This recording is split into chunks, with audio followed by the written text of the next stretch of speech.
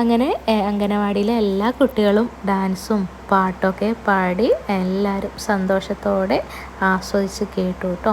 അപ്പോൾ കുഞ്ഞുമക്കൾ എല്ലാവരും അംഗനവാടിയിൽ നിന്നും പാട്ടും ഡാൻസൊക്കെ ഒരുപാട് പഠിച്ചിട്ടുണ്ടായിരുന്നു. ടീച്ചർ ഒരുപാട് പാട്ടുകളൊക്കെ കുട്ടികളെ പഠിപ്പിച്ചിട്ടുണ്ടായിരുന്നു.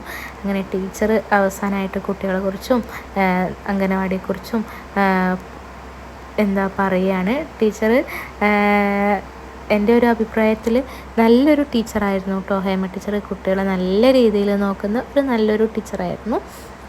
അപ്പോൾ കുട്ടികൾക്ക് ഭയങ്കരമായിട്ടും മിസ് ചെയ്യുമെന്ന് ഞാൻ വിചാരിക്കുന്നു. ഹേമ ടീച്ചറെ ഭയങ്കരമായിട്ട് മിസ് ചെയ്യുമെന്ന് ഞാൻ വിചാരിക്കുന്നു.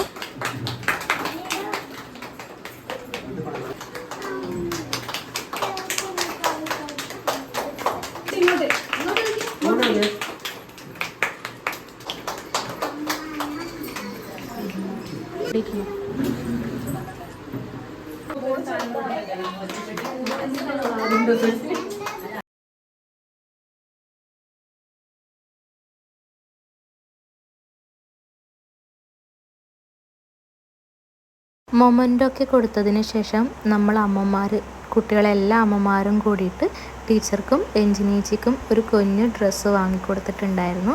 അപ്പോൾ അത് കൊടുക്കുന്നൊരു ചടങ്ങാണ് കേട്ടോ.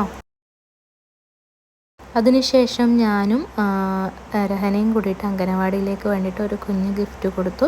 അപ്പോൾ അതവർക്ക് ഉപകാരപ്പെടുന്ന ഒരു ഗിഫ്റ്റ് തന്നെയാണ് നമ്മൾ വാങ്ങിയത്. അംഗനവാടിയിലേക്ക് ഒരു കുഞ്ഞ് അതിനെ പറയൽ പാത്രങ്ങളൊക്കെ വെക്കാനുള്ള ഒരു കുഞ്ഞൊരു ഗിഫ്റ്റ്.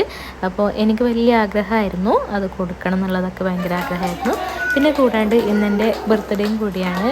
അപ്പോൾ എല്ലാവർക്കും ഞാൻ ബർത്ത്ഡേ ചോക്ലേറ്റ് കൊടുക്കുകയാണ് കേട്ടോ.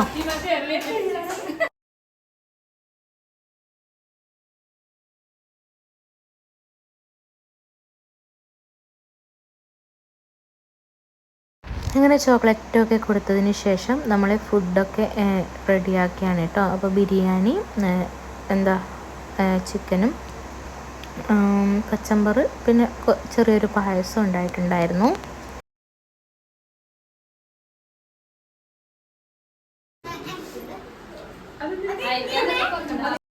അങ്ങനെ കുഞ്ഞു മക്കളൊക്കെ ഫുഡ് കഴിച്ചതിന് ശേഷം ടീച്ചർ നമ്മൾ കൊടുത്ത ഗിഫ്റ്റ് നോക്കിയാണ്. അപ്പോൾ രണ്ടുപേർക്കും ഏകദേശം ഒരുപോലത്തെ ഡ്രസ്സാണ് നമ്മൾ വാങ്ങിയത്. അപ്പോൾ അതിനുശേഷം നമ്മൾ ഭക്ഷണമൊക്കെ കഴിച്ചു കേട്ടോ.